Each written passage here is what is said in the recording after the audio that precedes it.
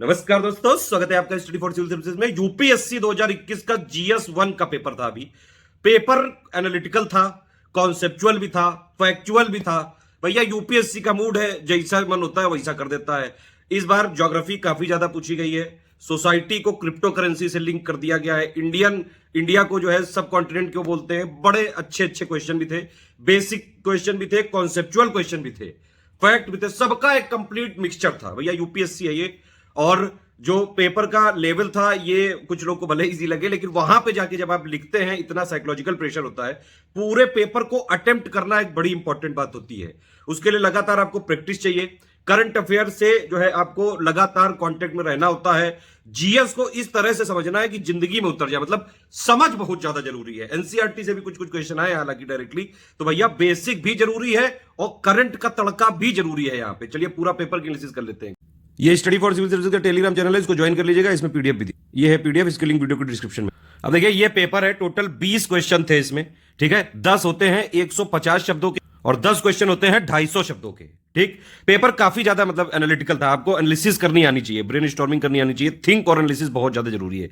कई सारे basic question भी पूछे गए हैं एनसीईआरटी वाला, जैसे कि इंडिया सब कॉन्टिनेंट क्यों है। ये वाला क्वेश्चन अगर आपने एनसीईआरटी बिल्कुल स्टार्टिंग से पढ़ी हो तो बेसिक है ये।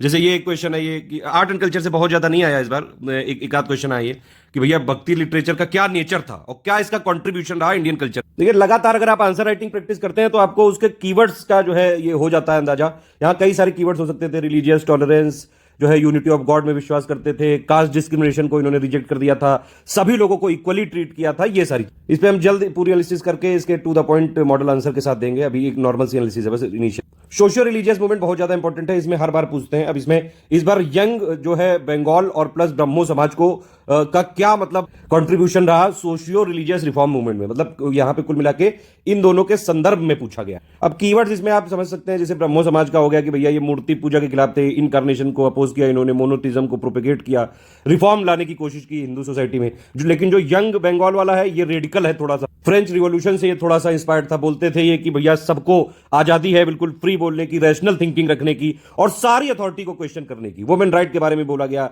एजुकेशन के बारे में बोला गया, कई सारे कीवर्ड यहां पे लिखे जा सकते हैं। अब देखिए तीसरा ये क्वेश्चन है पोस्ट इंडिपेंडेंस है। भैया ये कई लोग कहते हैं कि जो है पोस्ट इंडिपेंडेंस वाला आता नहीं है, कई लोग जो है निगलेक्ट कर देते हैं। देखिए यूपीएससी के सिलेबस में जितनी भी चीजें लिखी हैं एटलीस्ट उनको जरूर पढ़ा करिए। वैसे भी जो यूपीएससी का सिलेबस कोई पूछे तो सब कुछ है, जो भी आप सोच सकते हो, जो भी जनरल स्टडीज से लिंक कर सकते हो। मतलब ये भी यहां तक कोशिश की जाती है कि जीएस 1 वाले पेपर को जीएस 3 से कनेक्ट करके कर देते हैं क्वेश्चन। खैर ये वाला एक क्वेश्चन था, अगर आपने एक सीरीज देखी हो प्रधानमंत्री वाली, बड़ी अच्छी थी, उसमें थोड़ा सा अंडरस्टैंडिंग बन सकती थी। अब देखिए ये क्या क्या एडमिनिस्ट्रेटिव इश्यूज थे, ज्यादातर वही भैया इंडिपेंडेंस की डिमांड थी, इंटीग्रेशन। अब देखिए जब ब्रिटिशर्स गए तो उन्होंने ये जो प्रिंसली स्टेट थे उनके पास ये एक तो ऑप्शन रख दिया ना कि भैया या तो आप इंडिया के साथ जुड़ जाओ या पाकिस्तान के साथ जुड़ जाओ या इंडिपेंडेंट रहो। तो बस इसी में ये जितने प्रिंसली स्टेट वाले थे ये लिबिर लिबिर करने लगे, फाइनली ठीक कर दिए गए थे। प्लस और भी काफी सारे डिफरेंसेस थे भैया, जो सबका एडमिनिस्ट्रेशन करने का तरीका अलग अलग था।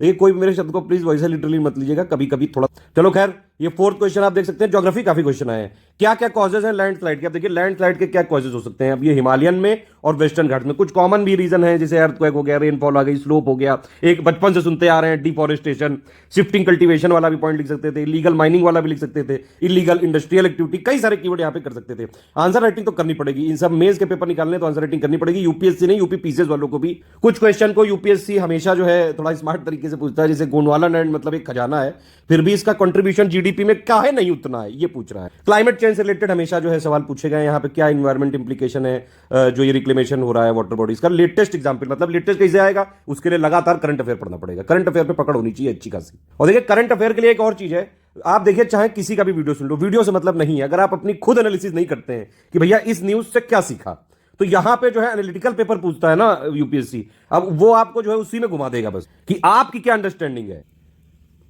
ये वाला भी आप जो है करंट से लिंक मान सकते हैं कि भैया कौन कौन से वोल्केनिक इरप्शन हुए, उनका क्या इंपैक्ट रहा। ये बड़ा बेसिक सा क्वेश्चन है, एनसीईआरटी में भी लिखा हुआ है। भैया सब कॉन्टिनेंट क्या होता है। सब कॉन्टिनेंट का मतलब हो गया कोई ज्योग्राफिकल और पॉलिटिकल इंडिपेंडेंट अगर इंटाइटी होती है तो उसको बोलते हैं सब कॉन्टिनेंट। मतलब देखिए चाहे जितना भी ऐसा बेसिक टर्म हो, यूपीएससी ये चाहता है कि आप सारी चीजों की समझ जरूर डेवलप करें कि भैया ये कॉन्टिनेंट नहीं, एक पार्ट ऑफ जो है सब कॉन्टिनेंट। सब कॉन्टिनेंट में और कौन कौन सी कंट्री आती हैं इतना आपको पता होगा, एनसीईआरटी में जरूर ये लिखा हुआ है, बेसिक है। इसके नॉर्थ में हिमालय भी है भैया, साउथ में जो है ये आपका प्लेटू रीजन भी है, गैंगेटिक प्लेन भी है, कई सारे कीवर्ड लिख सकते थे यहाँ पे। अब देखिए जैसे स्टडी फॉर सिविल सर्विसेज है, हम भी एक इंडिपेंडेंट है इंटाइटी, तो भैया इंडिपेंडेंट सब कॉन्टिनेंट का बनने का एक मजा ही अलग है। कई बार आपने क्रिकेट में भी अगर कमेंट्री सुनी होगी तो ये वाला वर्ड आपने जरूर सुना होगा, सुनिए कभी ध्यान से क्रिकेट की कमेंट्री। फिर ये पूछना है कि भैया क्या जो है यूनिकनेस है ट्राइबल नॉलेज सिस्टम की, अंडरस्टैंडिंग जरूरी है इसकी, ठीक है। गिग इकोनॉमी आपने देखा था करंट अफेयर में कितने बार ये वाला टॉपिक उछला था बीच में।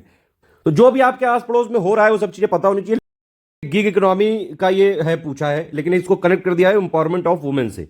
तो मतलब इस पे आपको बेसिक जो कॉन्सेप्ट है उस पे पहले पकड़ होनी चाहिए कि होते क्या है गिग इकोनॉमी, क्या होता है gig worker, independent contractors, online platform workers, contract farm worker, ये सब। कोविड में काफी ज्यादा ये यहाँ पे गिग इकोनॉमी बढ़ी है, उसी को वुमेन से जोड़ के बताना है यहाँ समझ जरूरी है यहाँ पे, ठीक है। इसके बाद मॉडरेट्स का क्या रोल रहा है, ये जो इस बार मॉडर्न इंडियन हिस्ट्री से काफी सारे क्वेश्चन पूछे हैं, ठीक है। कंस्ट्रक्टिव प्रोग्राम क्या थे महात्मा गांधी जी, देखिए इसमें तो कई सारे कीवर्ड मिल सकते थे कि भैया अनटचेबिलिटी को रिमूवल वाला हो गया, हिंदू मुस्लिम यूनिटी वाला हो गया, स्वदेशी और खादी वाला हो गया, एजुकेशन पे जो इनका रहता था हमेशा focus, women empowerment, economic equality, बहुत सारे टर्म्स हैं। वर्ड हिस्ट्री का एक क्वेश्चन आया था, ये नॉर्मल सही है, अगर आप नॉर्मल भी पकड़ रखते हैं आराम से हो सकता है ये। फिर ये देखिए फिर से वर्ड ज्योग्राफी वाला आ गया कि जो मेजर जितनी भी माउंटेन रेंजेस हैं उनके अलाइनमेंट के बारे में यहाँ पे पूरा एक्सप्लेन करना है, उनका क्या मतलब लोकल जो वेदर कंडीशन होती है उन पे क्या इंपैक्ट होता है एग्जाम्पल के साथ। ये सब चीजें हैं। जैसे क्लाइमेट चेंज वाला हो गया ये भैया, आर्कटिक वाली जो बर्फ पिघलती है और अंटार्कटिक वाली, वो किस तरह से जो है अलग अलग तरीके से अफेक्ट करती है वहां के वेदर पैटर्न को और ह्यूमन एक्टिविटी। कुछ अच्छे क्वेश्चन भी हैं, मल्टी डायमेंशनल इंप्लीकेशन क्या हो सकता है, जो मिनरल ऑयल है ये अनइवन डिस्ट्रीब्यूशन का। फिर उसके बाद ये जो आईटी इंडस्ट्री लगातार बढ़ती जा रही है उसके क्या क्या मेन सोशियो इकोनॉमिक इंप्लीकेशन हो सकते हैं, मेजर सिटीज जितने भी हैं, बेंगलुरु हो गया, पुणे हो गया, गुड़गांव, नोएडा, ये सब। सोसाइटी को अच्छा खासा इस बार क्वेश्चन पूछा है। फिर भैया ऑब्जेक्टिव क्या क्या है पॉपुलेशन एजुकेशन के। अब देखिए क्रिप्टो करेंसी काफी दिनों से चर्चा में है, हमेशा ये भी डिस्कशन चलता रहता है भैया, कोई कंट्री इसको लीगल टेंडर मान लेता है, कोई नहीं मान रहा है।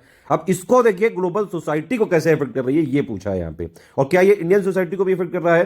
तो भैया एनालिसिस करनी आनी चाहिए, सिर्फ न्यूज पढ़ने से या फिर वीडियो देखने से नहीं होगा, आपको खुद भी एनालिसिस करनी पड़ेगी, ब्रेन स्टॉर्मिंग करने पड़ेंगे भैया, सोचना तो पड़ेगा। तो फिर एक और सोसाइटी का क्वेश्चन, सोसाइटी से अच्छे खासे दबा के क्वेश्चन पूछे हैं, ये पूरा पीडीएफ दिया हुआ है, इसको बाकायदा कीवर्ड के साथ हम जल्द करेंगे। मेरे हिसाब से तो पेपर ये मॉडरेट लेवल पे ही है, लेकिन अगर आपकी प्रैक्टिस अच्छी हो, करंट अफेयर पे पकड़ हो, अंडरस्टैंडिंग हो और एनालिटिकल थिंकिंग जो है आप रखते हो, तो आपके हिसाब से कैसा जरूर कमेंट करके बताइए।